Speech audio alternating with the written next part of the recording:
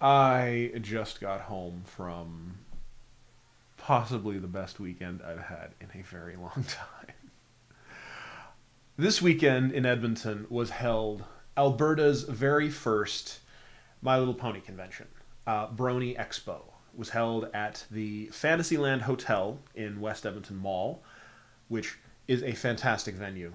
It was a very small convention, very low key, only about 300 attendees, but it's the first year for it.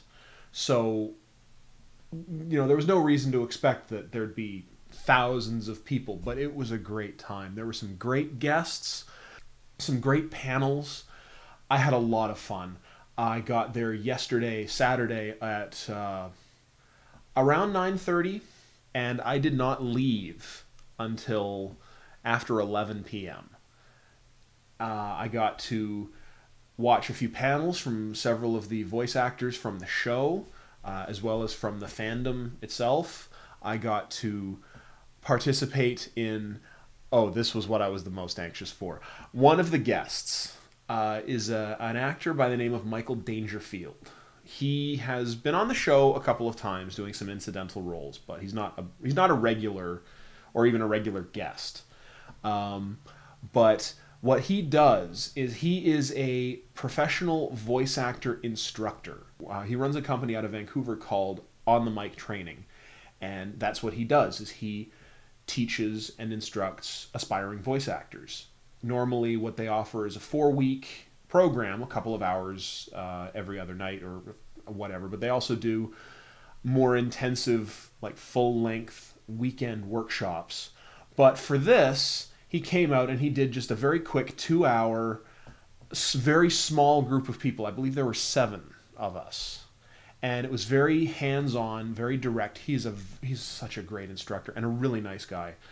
And he would have us kind of explain our background with either stage performance or what kind of interest we had or what kind of experience we had projecting or talking with people or what sort of work we did. I talked to him about a little bit about my YouTube channel, and he could have sworn that he saw one of my videos at some point, which made me super happy. But that excitement was exceeded very, very quickly when he paid me possibly the greatest compliment I've ever received. He, as a professional in the industry who's been working for nearly 20 years, who's been instructing actors for nearly 10 years, said that he gave me the hugest compliment on my voice and the way that I speak and my diction, and I could not have been more excited or more happy to have received that compliment. If the day had ended there, that would have been the highlight of it. But the day didn't end there, and I'll go into a little more detail on that very shortly. But let's just say the day kept getting better and better and better. Shortly after the voice acting class was over, there was a charity auction. A lot of really great fan art that was submitted. It was all for donations. It was all the proceeds were going to a local Edmonton charity called Crystal Kids, and they ultimately ended up raising nearly $6,000. A lot of the donations and a lot of the items up for sale were, like I said, there was some really great fan art. I bought an original sketch of my favorite background character, who, if you're aware of the Brony fandom, if you know anything about the show, you've probably seen her in fan art or whatever. She goes by the name DJ Pone 3, or also known as Vinyl Scratch. I bought this yesterday at the show. I paid $110 for it, and I felt good about it because it's all for the kids, but it is a lovely, lovely picture, and it's going proudly on my wall. And if I ever get the chance, if I ever meet her, Vinyl's regular voice actress in all the fan animations that she appears in, an actress by the name of Jessie Nowak, if I ever get the chance to, I'm going to get her to autograph this, and then my life will be complete. But that is not the best part of my day. No, the best part of my day came after the charity auction. I had when I bought my ticket or my badge for the convention, I sprung for the VIP dinner as well, which the 6 guests, which included, as I said, Michael Daingerfield, as well as Andrea Libman, who is the regular, she's the speaking voice for Fluttershy and Pinkie Pie. Michelle Krieber, who is the voice of Apple Bloom, as well as the singing voice for Sweetie Belle for seasons 1, 2, and 3, as well as her mother Monique, who's a lovely, lovely woman. Vincent Tong, who is a regular guest performer. He has played a handful of different characters, including Garble the Dragon, Donut Joe, and everyone's the pony everyone loves to hate, Flash Sentry, who appeared in the Equestria Girls movie as Twilight Sparkle's love interest. Great guy, very funny. Took all the hate in stride. Really, really nice guy. As well as Michael Daingerfield and a very prominent member of the fandom who goes by the name Black Griffin. His name is Gabe. The 6 of them joined everybody for dinner. There were 4 large tables with 7 seats each. And I walked into the dining room a couple of minutes after it started. And as it turned out, the only seat left in the entire dining room was at their table. I was so hyped. I got to sit with the actors. I was so excited. Oh my God. That was great. I could have died. It was super exciting. I got to chit chat with everyone that was there, and it was super cool. Everyone was so nice. They were super friendly. Everyone was curious about, my background, where I was from. Everyone was really hyped when they found out that I grew up in Vancouver, or in Victoria, because they're all from Vancouver, because the show is recorded and animated and everything in Vancouver. So we talked about, how different it is here, in Edmonton and the prairies versus living on the coast, and how much I miss it out there. And Michael and we talked a little bit more about my aspirations towards, doing some voice work, and a little bit about my history with my YouTube channel. And I talked with Monique, Michelle's mom, just about everything. It was super neat. Everyone was super easy to talk to and really approachable. And, every once in a while they would get up and kind of circulate and mingle around with the other guests. And at one point the table just kind of emptied and I was sitting there by myself. So I wandered over to the neighboring table where some of my friends were sitting at and basked in their jealousy, as they were so jealous that I got to enjoy the company of all the guests. It was the best. I had the greatest time yesterday. And then after the dinner was over, then there was a concert from a couple of local DJs that do some MLP themed songs. And then Michelle and Gabe, Black Griffin, came out and did a concert themselves that went until around midnight. I left before it was over because my batteries were running really low. So I left there around 11:20, 11:30. I was home by a little before midnight, and pretty much just crashed out right away. I posted a few of the pictures that I had taken during the day, but to my Facebook page. But it was a super fun time. It was great. It was really, really a great time. But that was day 1. Day 2 was a bit more low key. There were no huge, like, oh my God, this is the best day of my life kind of moments. But I wandered into the dealer's room. I bought a few things. I bought some art prints, and I got a poster of the main 6 signed by Andrea, who, as I said, performed Fluttershy and Pinkie Pie. Eventually, I would like to get it signed by the rest of the cast. That's the goal. Hopefully, I'll be able to do that in August at Brony Can, depending on how many of them actually are able to make it. I would love to meet Ashley. I would love to meet Tabitha. Tara Strong, She works out of LA, so it's unlikely that she would come up. But eventually, I'm sure I'll meet her somewhere. So that'll be nice to to get the complete collection on this poster. Um, and I bought some plushies. I bought a Rainbow Dash plushie, a Trixie, and a Derpy. A couple scarves, handmade, beautiful work, as well as a plush Paris Sprite, which was adorable. It's in the other room where I would show them all off now, but I'll throw up some pictures of them because they're super neat. And then after that was the final voice actor panel. It was a Q&A panel, which ran for about 90 minutes, and there were a lot of great questions, a lot of adorable children asking, really trying hard to ask questions and just stumbling over themselves and having a really hard time with it, but it was super, super fun. And then there was a trivia game. It was like a Jeopardy-style MLP trivia game. They played 3 rounds, like 3 people per round. I was in the first round, and I got utterly dismantled. It was such a bummer.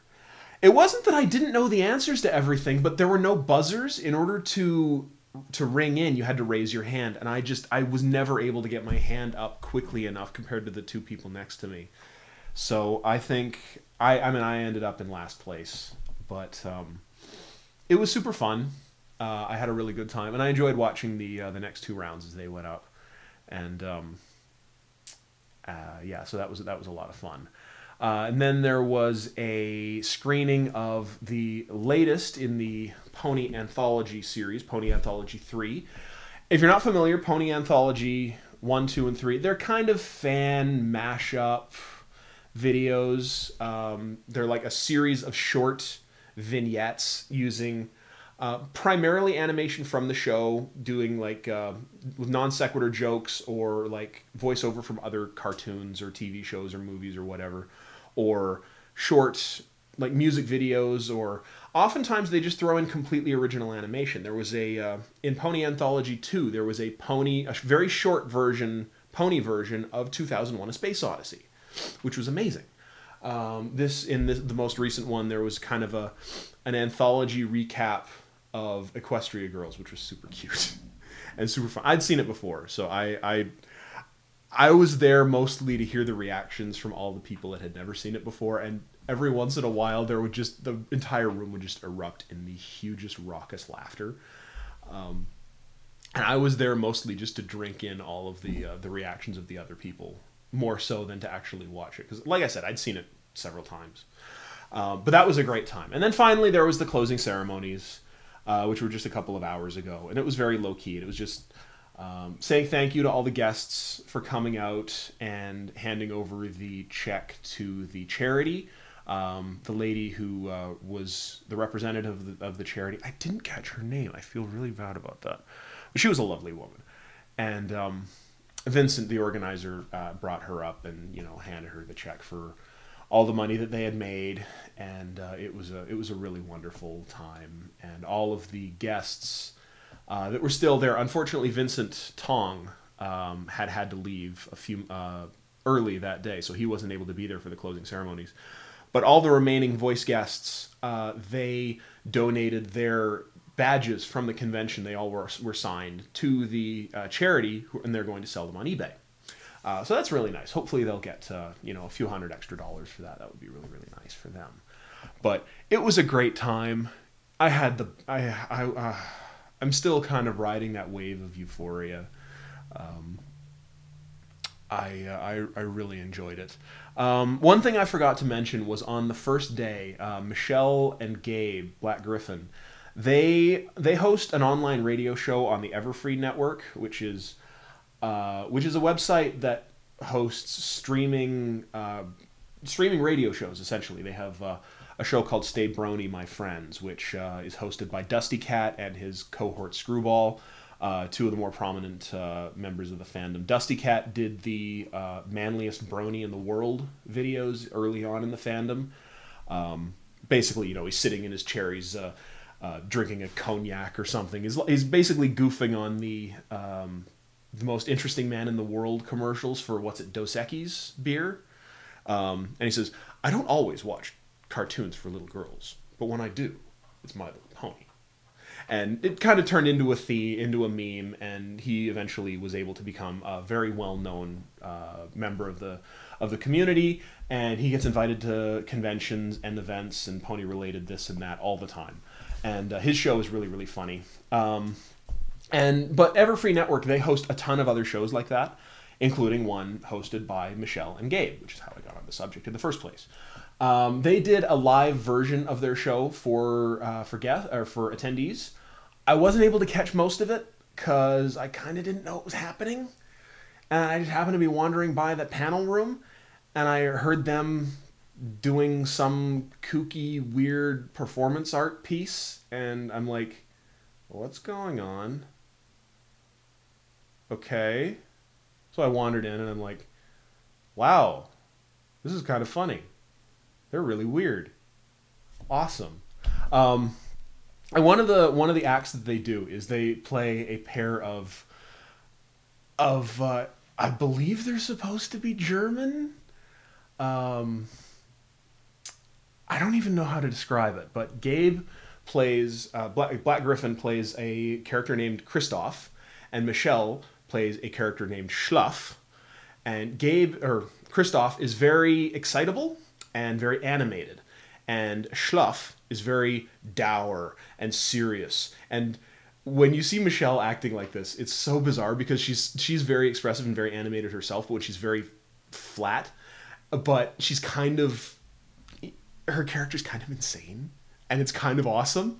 And they did a live performance of this. It was completely improv. They just had people throw out suggestions. Kristoff and Schluff do whatever. And in this case, it was Kung Fu. And Kristoff, Gabe, would demonstrate some fictional martial arts move on Michelle, and then she would turn it around on him and do it to him, and then she chased him into a corner, and he collapsed behind a table where you couldn't really see him, and she's jumping up and down like she's stomping on his chest, and he's on his back and his legs are kicking up. It's the funniest goddamn thing. I got it on camera. I didn't bring my camcorder, unfortunately, so I recorded it on my phone, so I don't know how it turned out, but because I haven't watched it yet. But if it turned out okay, I'll include a little clip from it on here, and I will post the entire video. It's about 5 minutes as a separate video on my channel. But overall, I had the best time. It was great. I had so much fun. I connected with a ton of people that I knew that I was already friends with and had a really good time with them. I met so many other people that were really, really cool and a lot of fun.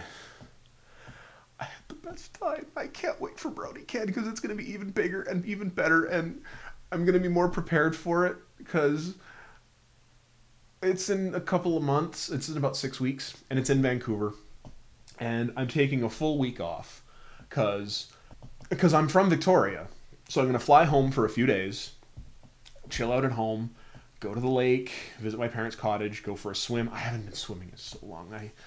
I hate swimming in pools, and there's no good lakes like close by. So I'm going to fly home for a few days, probably on the Sunday or the Monday before the convention, and then head over to Vancouver on the Thursday. The convention starts on the Friday, or I might come over first thing Friday morning. I haven't really decided, but I got my hotel booked already. I'm going to buy my ticket tonight, and I got to book my flight. And then the return, I'm going to be coming back on the charter bus with about 30 or 40 other bronies, and it's going to be a riot. Except it probably won't be because everybody's going to have the con flu, and everyone's going to be exhausted and completely worn out and completely low-key and tired, so it's probably going to be super boring coming back, but I don't care. I'm going to be coming back with a ton of friends, and we're probably going to be singing and playing the show and laughing and joking and yada yada yada. But it's going to be a great time, and I'm super excited. And yesterday and today was the best, and I loved it, and I'm super happy, and it was great meeting everybody. If any of the guests ever happened to see this, you were all amazing. It was so much fun meeting you, Michael. You were a great instructor. I loved working with you. You gave some really great and easy to follow direction, and I really enjoyed that class. And I hope to participate in your workshop whenever it happens to come up in the next few weeks or months. So I'm going to be saving for that, and hopefully I'll be able to get the time off work. Everybody else that was there, you were all amazing. All the guests, all the attendees, all the artists, all the people that were working in the dealer's room, all the volunteers. My friend Darcy, who worked at the reg desk, he worked there literally from like sun up to sundown, 7 a.m. to like, I think his shift ended at 7 p.m. and then he went for the dinner. He was there all day, just sitting there watching people wander past and chit-chatting with people. He told me even sitting there being bored for the entire day, he had a great time, even though he couldn't go to, I think he went to one panel that he specifically took time off for. But apart from that, he said even he had a great time because he got to talk to all the attendees as they came in, all the cosplayers. There was some really, really great cosplay. It was super cool. And all the guests, you know, Andrea and Michael and Vincent and Michelle and her mom and Gabe and everybody that came, he got to chit-chat with for, you know, a good couple of minutes. And toward the end of the day, after all of the panels that I was going to see were all over, I kind of hung out with him at the reg desk for about an hour, and we just chit-chatted about this and that, and I told him about the voice class, and we were anxiously waiting for the VIP dinner. And it was a great time. And I really hope that it was a huge enough success that it carries on and there's another one next year, because if there is, I'm sure there'll be more time to plan it, because the planning for this only started in January and really in earnest in like March. So there was only a few months to get this organized. So, and also the fact that it happens to be on the same weekend as one of the other big conventions, Everfree Northwest, dragged a lot of guests that might have come here, and a lot of attendees that might have come here, took them there instead. Like, as I mentioned earlier, Stay Brony, my friends, one of the hosts of that, goes by the name Screwball.